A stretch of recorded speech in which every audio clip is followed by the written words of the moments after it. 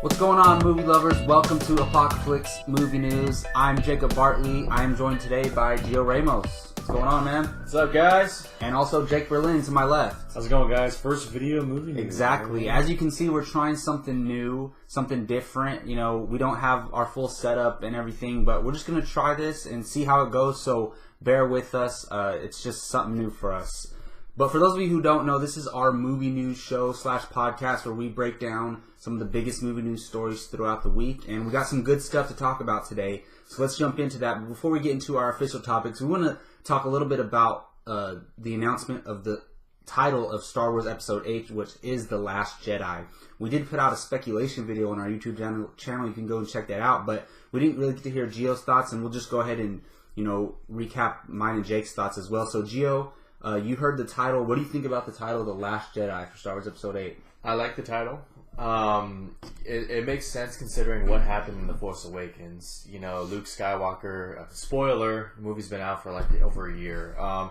Luke Skywalker tries to start a new Jedi Academy. He fails miserably at it. And a young boy messed it all up. A young boy. Wonder who that is. Again, one young Jedi screws up the entire Jedi Order. It's just, wow. It says something about the Jedis in general, but or the Skywalkers. Or the Skywalkers. Yeah, let's give credit where credit's due. And then Luke Skywalker goes off into hiding, exile. And then 20 years later, he's the last hope, pretty much. Well, he's not the last hope, but he's like a major key. New hope. Yeah, Episode 7 was all about finding Luke, and so it totally makes sense. And then I also thought, it was just an ordinary title, but then I remembered it's Rian Johnson, and with him, anything is but the ordinary. So I expect this to be one of the deepest Star Wars films ever, and I think that the title is going to play into the story even more than we think. What do you think about the font color? Red? Red. It means some bad stuff is going to happen. It means the First Order is going to come back. It means Kylo Ren is going to come back with a chip on his shoulder because he got his ass handed to by a we think previously trained Jedi. We'll wait and see. We'll find out. Yeah. So, do you think that the Last Jedi is referring to Luke or to Rey or to both of them? Well, one thing we've learned in Star Wars is that when you say Jedi, it's talking about Jedi as a whole. Or it can mean one. It could mean one. You could say usually, it could mean one, but I've always known in Star Wars to refer to them as a whole. Yeah. Because they're one. But you could say you're a Jedi. That means one. But also you could say they're the Jedi Order. I just thought about Jar Jar when he says decent Jedi around. Yeah. I don't know why. Jake, just recap your thoughts on the title for people who haven't seen our speculation video. I like it. I think it's simple, but it's straight to the point. Obviously, we don't know what it's about yet. I do think it's plural. I'm kind of getting on that train now. That I think it's plural. For sure. Yeah. I love the font color. It kind of fits Rian Johnson's style. Obviously, if you've seen Looper or Brick, you know that he's a very, very dark director. But what's interesting is the theory kind of going around now is that the titles connect. The Force Awakens, The Last Jedi, and then so on for Episode 9. From taking a nap. It's an interesting. I saw that one on. Yeah, it's interesting, but I don't think that's going to be the case. But it is kind of cool how it kind of plays into each other. But what people have been saying, this could be the Empire Strikes Back of this trilogy. The title doesn't refer to that, but the font color does. It's still going to be very dark. I actually think that Return of the Jedi's title fits in with this title, and the Empire Strikes Back will be Episode 9. That could make sense because they know they're continuing the story after and the that, trilogy. So. And I think the trilogy is actually going to end on a very, very bad note and not a good note. So that would be very interesting. That's an interesting theory. So this trilogy could end like Empire Strikes Back ends. Exactly. And then leave us hanging for 6 years. Yes. And then come back 10, 11, 12. with the saga again. Yeah, I love the title. I love how simple it is. And I do think it's specifically referring to Luke, but hinting that they're going to start a new Jedi Order. That him and Rey are going to build a Jedi Order today. I think Luke is going to become, I told you this, the Yoda of the new Jedi Order, and then Rey will be like his second hand. You know, maybe like his Mace Windu. But he'll be very much more like the Yoda in the prequels, not the. No, that's what I meant. Yoda. Yeah. Yoda in the prequels with the Jedi Council, and then Rey will become like the Mace Windu because of his right hand man. So we'll see how it all figures out. But I do love the title. All right, moving on to our first official topic. While still a pretty exciting project, Warner Bros. And DC's The Flash has certainly had a rough start.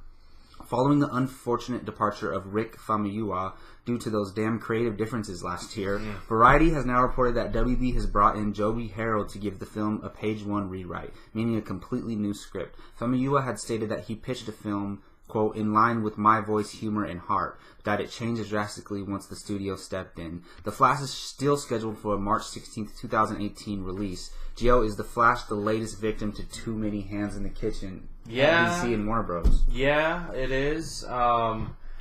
I was really excited. I'm sure you guys were when Rick Famuyiwa signed on. Nice pronunciation, by the way. Like, Yeah. I would have never guessed that. Oh yeah, I try.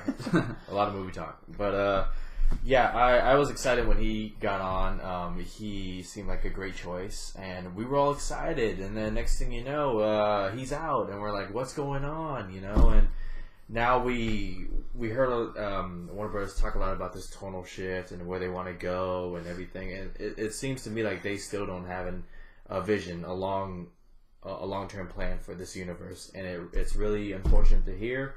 I do like the. Joby Harold? Joby Harold. Yeah, I do like that they brought him on. The guy, according to Wikipedia, he did a rewrite on Edge of Tomorrow. Well, we know he produced it for sure. He definitely produced it, so that definitely gives me some hope. And I'm still waiting to see who they bring on as director. And this also raises the question because it's supposed to have a 2018 release date, right? The Flash. It'll get pushed back. Yeah, I It'll definitely get pushed think back. so, It'll get yeah. pushed back. I think Aquaman will get pushed forward. I think because Yeah, that movie doesn't seem to have any problems. no, James Wan, And that's mostly due to James Wan, and he Yeah. has a lot of pull they as just director. they just did their first table read, so they're well on their way. And I think also that Black Adam movie with Dwayne Johnson is going to get pushed up too. Seems like it's moving I forward can pretty see well. that. Yeah. Yeah, this actually really upsets me because first of all, I wanted Rick Famuyiwa to direct this film. I thought Dope was a great movie, and I was so excited to see him with Ezra Miller's personality and him to bring out that same humor from Dope. It seemed like a perfect fit. And just because of creative differences in DC trying to take over the film, this just is it's a pattern with DC so far. They're stepping in with, they did it with Zack Snyder, they did it with David Ayer. They're probably doing it with Patty Jenkins. Hopefully not. So this is just another example of that. And other than Famuyiwa departing, this just shows us the bigger picture at DC that nothing's changing. They're not letting. That's when I think directors succeed the most in these shared cinematic universes, when they're able to bring their own sensibilities to a project, and like they still have to follow the guidelines of the universe. But then once they know those guidelines, let them do their thing. I think Marvel has showed us that is a great formula to do. So this actually really upsets me, and I do think The Flash is going to suffer because of it, and it's going to get pushed back, unfortunately. Yeah, I'm just going to echo everything that you guys said. It does suck. It definitely upsets me quite a bit, but I think DC needs to realize that, like Jacob had said, it's all about the creativity of these films. Like the universe can succeed with the creativity. I hate going back to the whole Marvel versus DC thing, but look what James Gunn did with Guardians of the Galaxy. Look what the Russo brothers did with the Winter Soldier after Avengers and all of that stuff. They kind of created something completely different inside a universe. We're seeing that with Thor Ragnarok and all these different kind of movies over there at Marvel. And a guy like Rick Famuyiwa, Dope was so creative as far as music and style and the era and everything. The influence. Why would you not want that inside a Flash movie? Yeah, I think it would have fit perfectly. Inside the Justice League, he's the most relatable character to all these kids. Why would you not want that as far as a movie coming out to your audience members and everything? This version of the Flash is like their Spider-Man. Exactly. In a way, So, and losing Famuyiwa sucks to creative differences, whatever that means. But I don't know a whole lot about Joey Harold. I have faith that he can do something good, but at the same time, a page one rewrite is just it's crazy. It's a complete fresh restart. yeah, It's a complete restart, which isn't a good thing. So Yeah, I didn't even talk about the writer coming on. I just talked about Famuyiwa leaving, which we've known for so long. I don't really know anything about this writer. The only movie he's written that's listed on IMDb, which is not technically official, but it's Awake, and I've never seen it. Probably not a good movie if like nobody knows about it. I've seen this on. Yeah, exactly. So, and he's working on a lot of stuff. Yeah. He has a lot of projects coming up. So we'll see. We'll find out. Maybe once those movies come out, we'll have a better gauge and hopefully of what he's working on. Yeah, and hopefully it doesn't happen in James Wan, because look what he did. He's done creativity wise. You know, the Conjuring series. He did Fast and Furious 7, Insidious. And he has the creativity is always flowing within him, and hopefully he's able to do that with Aquaman. But if they have too many hands inside the kitchen in Aquaman, we could see the same thing happen again. The thing is, we haven't heard any problems from that movie. Hopefully. We've heard problems from Justice League. We haven't heard anything about Wonder Woman. They're probably doing a good job at covering things up, but we haven't heard any problems. I trust James Wan, and I think he has enough pull as a director to like. And he's been with Warner Brothers for a while. Because The Conjuring is Warner Brothers, and so he has been there for a while. So yeah, and the fact that they're going down to a page one rewrite, it's like just like I said, the movie's gonna get pushed back for sure. So now, do they have to get a big time director? Do you guys think? I don't think so. I think they go small time, just like they were doing with Rick Famuyiwa. Go small time. Okay. All right. So while we usually don't talk about films beginning production, this is one we couldn't pass up for multiple reasons. Ryan Coogler's Black Panther officially began production this week, and in celebration, Marvel revealed the official synopsis and full cast list for the highly anticipated comic book movie. First up, the synopsis. Black Panther follows T'Challa, who, after the events of Captain America Civil War, returns home to the isolated, technologically advanced African nation of Wakanda to take his place as king. However, when an old enemy reappears on the radar, T'Challa's mettle as king and Black Panther is tested when he is drawn into a conflict that puts the entire fate of Wakanda and the world at risk. Although nothing far too revealing, with Coogler at the helm and a cast like he has, Black Panther is poised to be a massive adventure. Black Panther is set to hit theaters on February 16th, 2018, and stars Chadwick Boseman, Michael B. Jordan, Lupita Nyong'o, Danai Gurira, Martin Freeman, Daniel Kaluuya, Angela Bassett, Forrest Whitaker, Andy Serkis, and Sterling K. Brown. So I'll go ahead and start this one off. It's a hell of a cast. Wow. We kind of knew this synopsis pretty much. I mean, it doesn't reveal a lot. It's very vague. We knew Michael B. Jordan was playing Killmonger. Yes. And in iterations of the comics, they used to be really good friends, and then they end up like going like fight. every hero. They fight, and then they become friends again, and like so. I love that, and I think there was rumors coming out that Chadwick Boseman's character is going to go. There's going to be flashbacks, and he's going to go to school in the U.S. Maybe he meets him there, and they become friends. The idea of this movie having a lot of screen time with Michael B. Jordan and Chadwick Boseman is very exciting. That's awesome, and those two together. Yeah, with Coogler directing, and we've seen what he can do with Michael B. Jordan. I think this movie has a chance to solidify another strong villain for Marvel. And if he works out, you can have him in the universe for a long time. And that excites me because Michael B. Jordan is a great actor.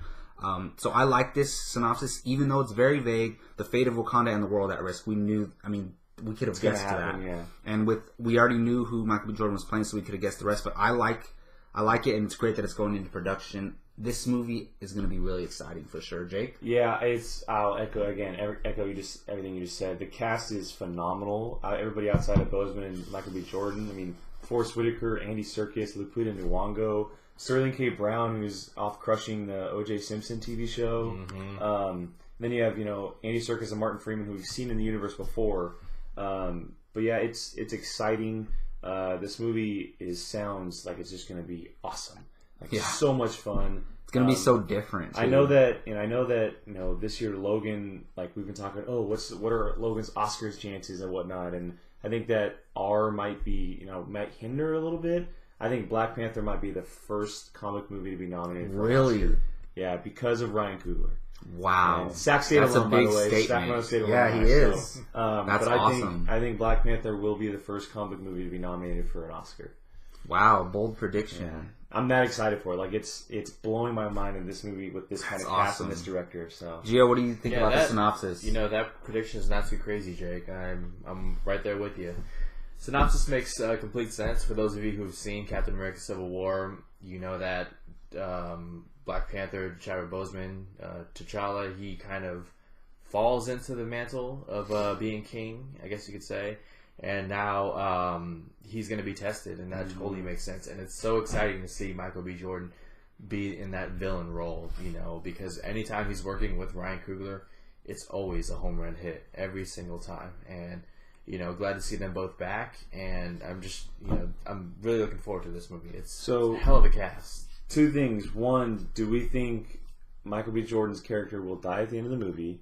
And two, which character is going to cameo? Because Marvel, there isn't just one character in any Marvel movie anymore. So which outside character do we think will cameo in Black Panther? All right. First of all, Michael B. Jordan is not dying. You do not cast Michael B. Jordan to be in one film. He's going to be the next Loki of the MCU. I hope so.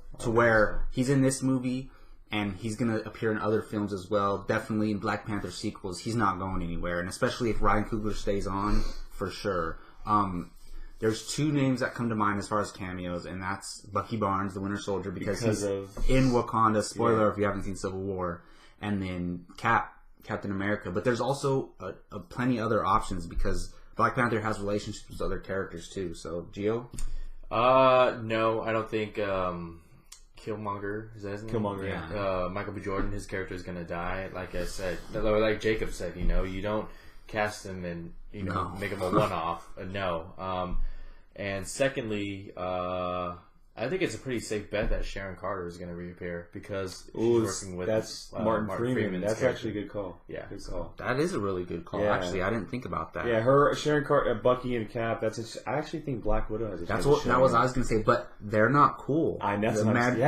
But they were the friends. Relationship in Civil War. The ending of Civil War. You know what? The ending of Civil War. He might forgive her because of what happened. He knows that it wasn't really Bucky and all that. So. You never know, but he still might be a little upset. I would love to see a Black Widow cameo. Give her something outside the Avengers. I could see that for sure. That was my third guess, but I don't want to take it away in case one of you guys said it.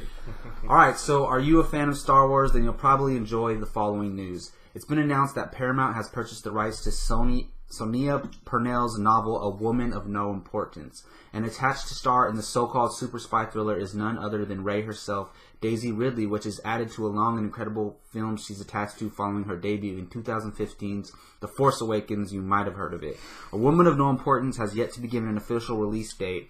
Jake, is this the kind of role you want to see Ridley branch out to next? It very much is, and we're going to talk about a trailer next that, along with it's kind of Ridley's co-star and whatnot, but we have the synopsis here, and looking over the synopsis, it's definitely something I want to see her kind of sink her teeth into. It sounds like an Oscar-type movie, the role. It's set back in World War II era, a period piece where she kind of plays this spy, which is very interesting to hear Daisy really play a spy. Yeah. It's just something really interesting to see. She's getting all kinds of roles after The Force Awakens. There's 4 or 5 films that she has lined up back to back to back. Mm-hmm. It's very exciting. I'm interested to see what kind of cast is built around her. I don't know a whole lot about the book, but the synopsis definitely sounds very interesting. I hope they get someone big to direct as well, because kind of someone with really to direct her in the role or the character that she needs to be for this. Catherine Bigelow. That's a really good call. That's actually a really good call. That would be awesome. That would be really, really cool. But no, it seems like a Catherine Bigelow movie. Yeah, it does.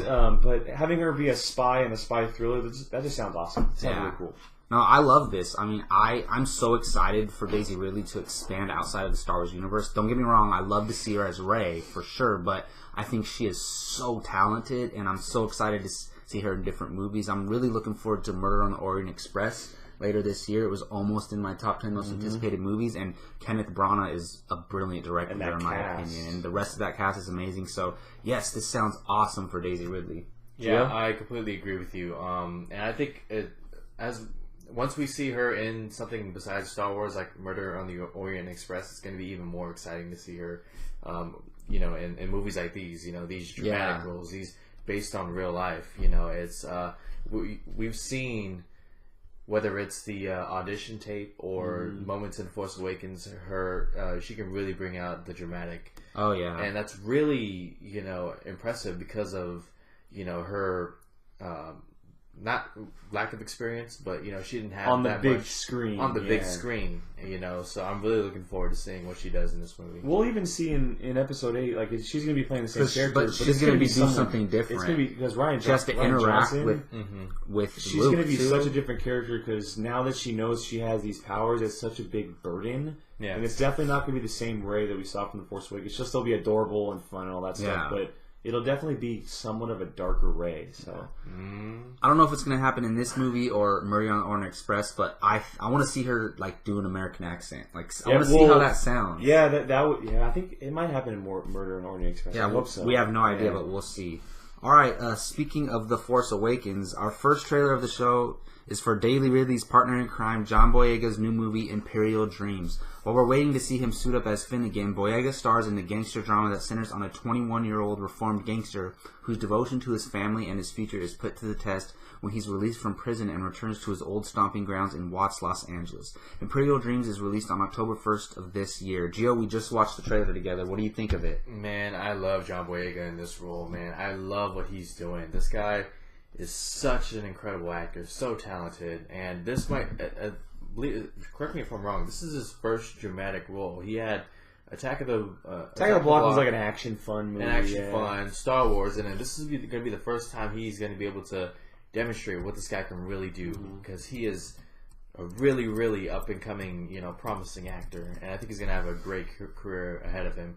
As far as the film itself, I do like the whole setting and look of it. It kind of reminds me of like those straight out of Compton movies that we've seen. A certain flair on the flair on the film, yeah, and it's going to be one of those impactful stories that kind of portrays what it really is in real life. We're seeing more and more of the same stuff we've seen before, but that's because that's really how it is out there. The struggle to get out of. In the movie, he mentions being born in a prison. Mm-hmm. You go back to where you came from, and if it's not a really really strong community as far as like what they're being given by the city, it's really a prison of itself. And to get out of there, you talk to so many people who came from these bad places. To get out, it's not a easy thing to do. The sacrifice, saying goodbye to the only people you've known, taking the risk. So yeah, this trailer is amazing. Personally, I really loved it. I've never seen I was going to say Finn. I've never seen John Boyega in anything other than The Force Awakens. He does have a couple other roles that probably none of us have seen, so he might have done dramatic roles before. But the most notable is Attack the Block, where it's just like isn't it an alien invasion action movie? Mm-hmm. So we saw that. But I think this guy is very talented. He showed us in The Force Awakens. In this trailer, he looks great. We know he's going to be in Pacific Rim Uprising, and he was supposed to be in that Captain Bigelow Detroit Riot. That movie too, yeah. And he's also upcoming in The Circle. Oh, in The Circle with Emma Watson. So both of these actors, Daisy Ridley and John Boyega, are getting work. It's not like the original Star Wars cast, who most of them, other than Harrison Ford, got typecast, and they didn't do anything after that. I don't think they're going to make the same mistake. This trailer looks amazing. Like, this material is something that we don't see covered as much as it should be. I think there's a place for this, this type of material in Hollywood, and I think John Boyega is a great actor to play this. And yeah, I mean, I can't necessarily relate with the trailer or the movie, but it's something I'm definitely interested in and would love to see. And it looks great. Yeah, it's great, and we haven't mentioned it yet, but it's a Netflix film. Mm-hmm. That's true, and that's kind of where Netflix Jacob is killing saying it. That's where these kind of stories. This is where the medium kind of needs to go. It's indie, Netflix, Amazon, Hulu, whatever it is. They're definitely stepping up their game. We talked about one last week, The Discovery, which is also Netflix. Yeah. Kind of that sci-fi afterlife thing, and now this is touching on a very different subject. John Boyega looks great. What I enjoy the most is that there's no huge star that we recognize in the film around him, so it's pretty much going to be his movie, and we're really going to be able to see his talent kind of expressed on screen and playing this father, a 21-year-old father who just got released from prison, protecting his son, trying to change his life. It looks really strong. The drama looks really strong. It's going to showcase John Boyega's talent very, very well. I love it. I think it's awesome. I think it's definitely a movie that can get looked at in different light when it's released. So yeah, and the October release date is very interesting too. So we'll see going forward. Yeah, well, I actually like the trailer. I do think the one flaw is they showed too much. It was kept going on. Yeah. It could have been a minute shorter and just cut out, some of the fat of the trailer. But nevertheless, I'm still excited to watch it. Can I make a prediction real quick? You have this movie, The Detroit Riots with Captain Bigelow, Star Wars Episode 8, that all releasing this year. I think this is going to be his breakout year, and I'll go a step further. I think he's going to get an Oscar nomination. I think it'll be both his and Daisy Ridley's breakout year. I mean, was 2015 not their breakout year? But they only had one movie. They had one movie. Yeah. But everyone knows who they are now. It put them on the map, definitely. I don't disagree with you in the sense where, you can't judge an actor off of one role in a Star Wars movie.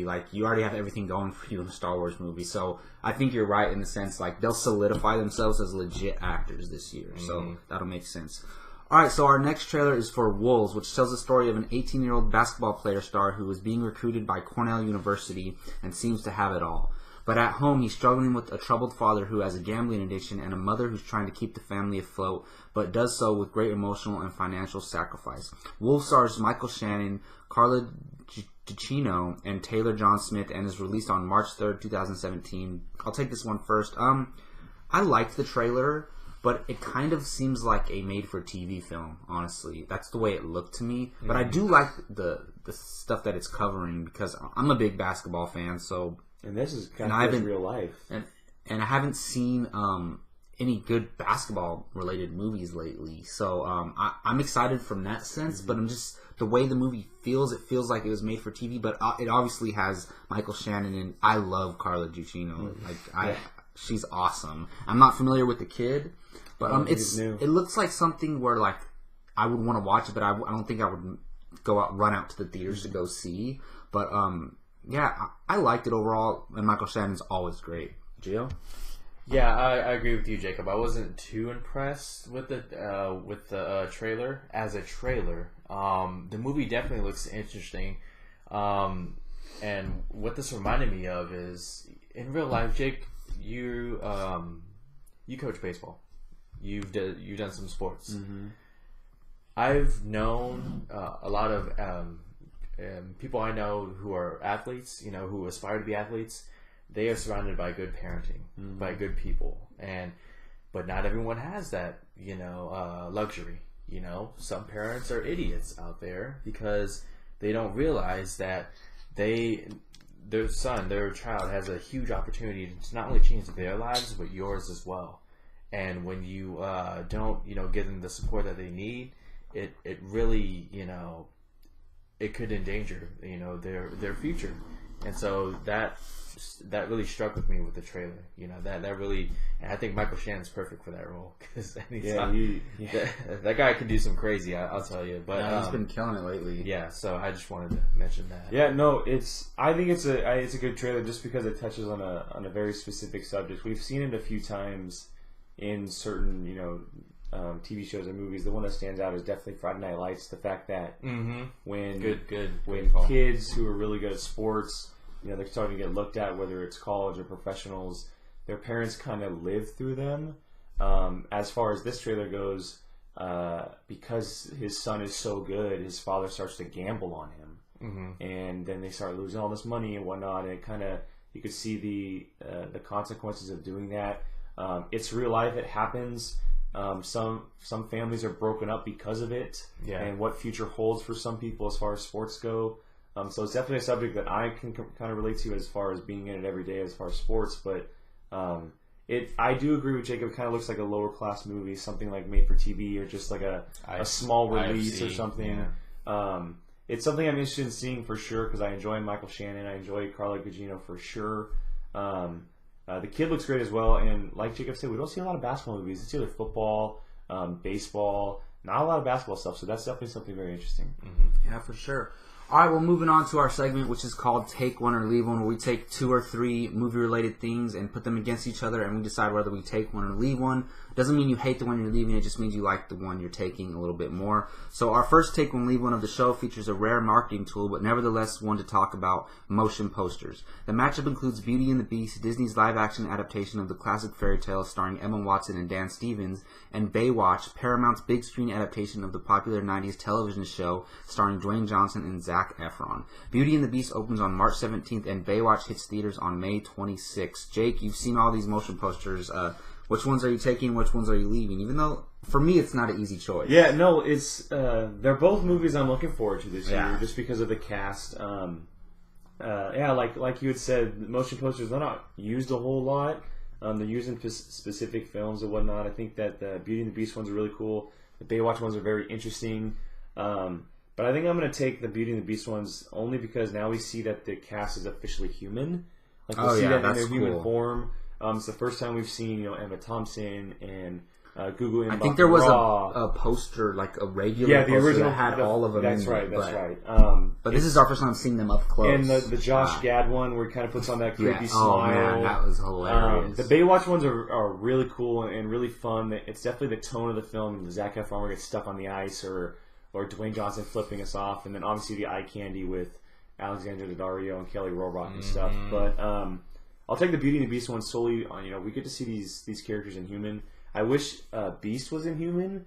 Because the Beast one kind of looked like it wasn't finished. It kind of looked a little cheesy to me. It's always looked like that. That's my one concern with this movie. Like, if it looks bad the whole time, it might take me out of it. In the poster, it does look a little cheesy. I know that we will see him in human at some point, so I kind of wish they would have shown that. But I do like seeing the other characters in human form. So yeah, I like all of these posters for both movies. I think they're all great. I think it's a great marketing tool.